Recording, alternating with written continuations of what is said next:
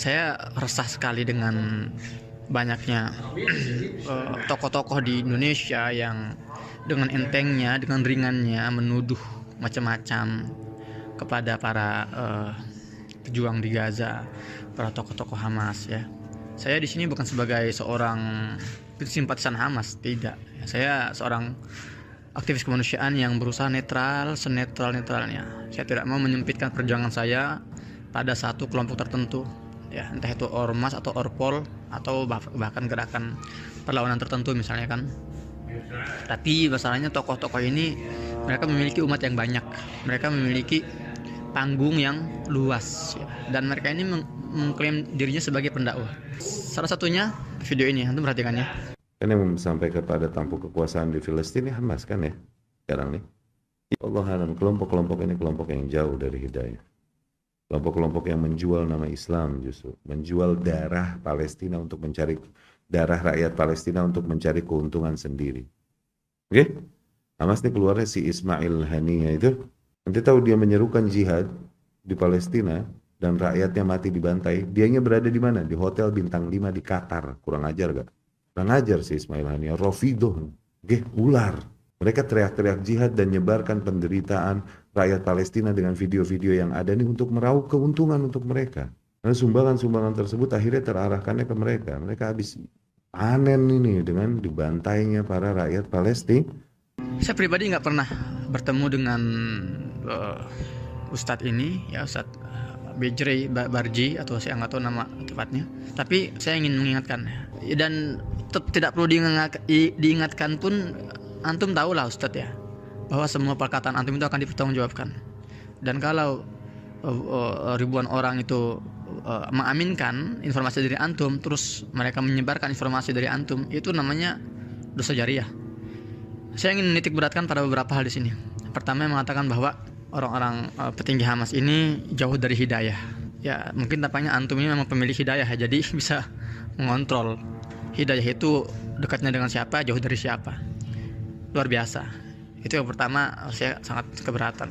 Hidayah itu hanya datang dari Allah Subhanahu wa taala dan bukan kita. Kita nggak punya hak sama sekali mengatakan orang ini jauh, orang ini dekat. Apalagi kalau kita tidak memahami siapa orang-orang kita kritisi gitu loh.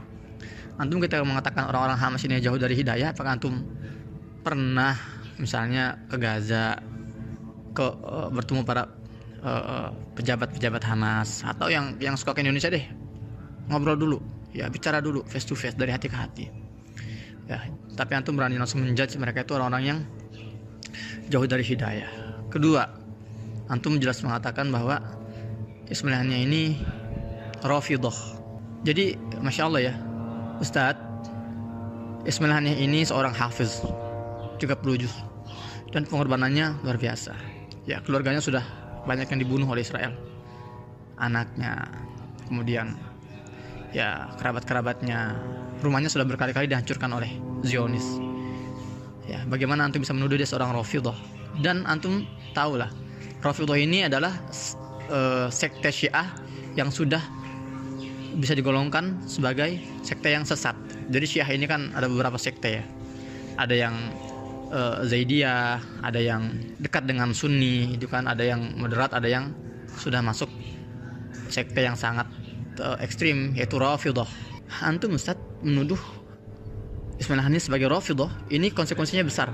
Rafidah ini sudah masuk ke kategori kafir. Ya, ingat ada hadisnya kan, apabila dua orang muslim ya menunjuk yang lain itu kafir, maka satu di antara mereka itu pasti kafir. Ya, apakah memang yang ditunjuk itu benar-benar kafir, atau yang nunjuk itu ternyata dia ya mengkafirkan orang muslim dan akhirnya dia kafir ya karena telah mengkafirkan orang muslim. Hati-hati. Dan saya 12 tahun di Gaza ya, saya sholat di masjid-masjid di Gaza ya, saya berinteraksi dengan orang-orang Gaza. Dan jangan saya deh, antara subjektif lagi ya, antum Ustaz tanya semua orang Indonesia yang pernah ke Gaza, banyak sekali itu yang pernah ke Gaza tuh. Tanya satu-satu, antum ketika ke Gaza pernah gak ngelihat ada tanda-tanda Syiah di Gaza? Karena kan itu kan arahnya kan, ketika antum mengatakan bahwa Ismailahnya ini adalah Rafidah, Syiah Rafidah, artinya antum sedang memberikan narasi bahwa memang Hamas itu Syiah ya. Karena itu pertanyaan yang banyak saya terima bahwa Hamas itu Syiah karena dukungan dari Iran gitu kan. Nah jadi itu deh, saya nggak mau subjektif. Antum tanya banyak orang Indonesia yang pernah ke Gaza, tanya satu persatu, apakah antum pernah melihat ada satu aja masjid ya tempat antum sholat di Gaza atau ornamen-ornamen keislaman di Gaza yang berbau-bau Syiah? Ya Hussein, ya Fatimah misalnya, atau apa ya Ali, ya dan orang-orang memukul-mukul tubuhnya dengan teriakan-teriakan Karbala misalnya. Satu aja, tanya orang, ada gak? Kalau saya 12 tahun di Gaza, alhamdulillah nggak pernah saya lihat seperti itu. Dan antum harus tahu, Ustaz, setelah tahun 2008, agresif Israel tahun 2008, itu Gaza itu remuk, hancur lebur Gaza itu. Dan Iran menawarkan bantuan jutaan dolar. Di antara bantuannya, ya mereka ingin membangun rumah sakit dengan satu syaratnya, apa katanya? Ya, ini dari pemerintah Iran. Kami akan membangun rumah sakit, wahai Gaza. Dan Gaza saat itu dipimpin oleh Hamas. Kami akan bangun rumah sakit, tapi satu syaratnya. Namai rumah sakit itu dengan nama Imam Khomeini. Tahu antum jawabannya apa? Ditolak mentah-mentah. Warga Gaza menerima bantuan dari semua kelompok, tapi tanpa syarat. Orang kafir pun kalau mau bantu Gaza akan diterima senjatanya, akan diterima bantuannya, tapi tanpa syarat, tidak menyentuh ranah akidah. Jadi jangan sedangkal itu cara pemikirannya, bahwa semua yang menerima bantuan dari Iran berarti Syiah. Astagfirullahaladzim, itu pemikiran orang-orang, ya mohon maaf ya kalau kita boleh meminjam kata-kata Rocky Gerung itu, ya itu namanya itu. Masya Allah, mereka tuh disini memperjuangkan tanahnya dengan darah dan dengan nyawa. Dengan mudah seperti itu diselewengkan, ya dituduh yang enggak. Tahun 2012 ada rombongan dari Indonesia, delegasi Indonesia. Di antaranya ada seorang wartawan, jurnalis, ya jurnalis Hidayatullah. Dia teman saya juga. Nah, dia nanya ke saya. Jadi di Gaza ini, ya asal antum tahu, ada sebuah gerakan perlawanan yang lebih dekat dengan Iran dibandingkan Hamas, namanya Jihad Islami.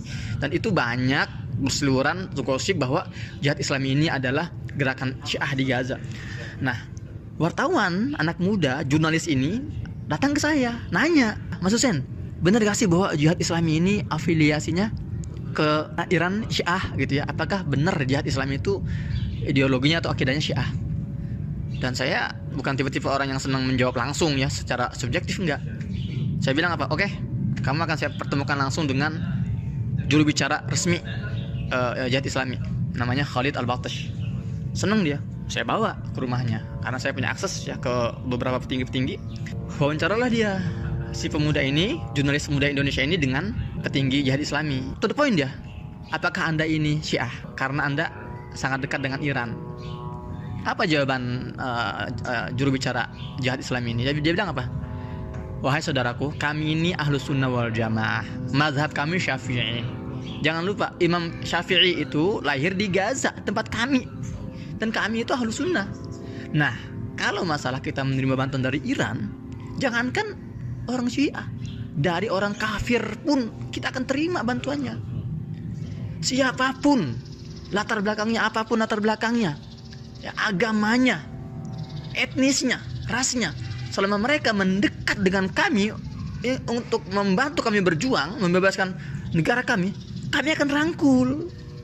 Nah, dan siapapun, sekalipun itu umat muslim yang ngaku paling sunnah, umroh puluhan kali, haji ratusan kali, jenggotnya panjang, ya, jiratnya hitam, tapi kalau dia tidak membantu kami, enggan membantu kami, alergi dengan kami, dan tidak mau membantu kami memperjuangkan Palestina, ya kami nggak akan minta-minta mengemis-ngemis. Untuk apa? Kami nggak butuh orang seperti mereka. Itu kata juru bicara itu.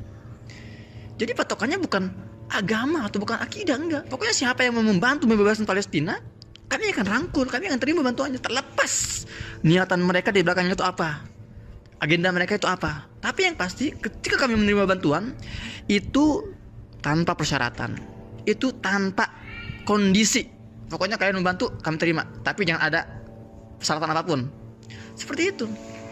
Dan terakhir, antum bilang bahwa Ismail Haniyah ini menyuruh warganya untuk jihad sementara dia di Qatar, ya, di hotel bintang 5. Antum ini nggak tahu bagaimana terancamnya Ismail Haniyah dan para petinggi-petinggi